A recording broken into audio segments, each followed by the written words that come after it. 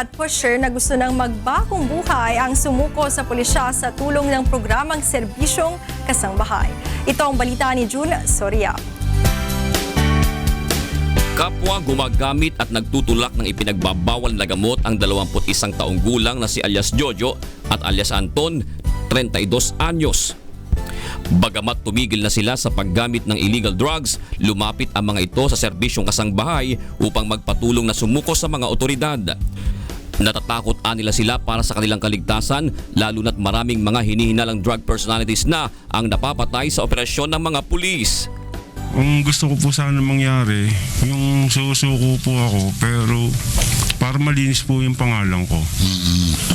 Kasi po meron po silang policy yata ngayon na kapag sumuko ka, magtuturo ka pa ng 5 hanggang 10 katao. Ayoko na po magtuturo po ako ng... Samantala, isang ginang din ang lumapit sa serbisyong kasangbahay upang humingi ng tulong na maipasok sa rehabilitation center ang 2 anak nito na drug user. Ano po, tapos yung isa naman po, bali 2 po attorney papasok ko para maging tahimik po ako sa bahay.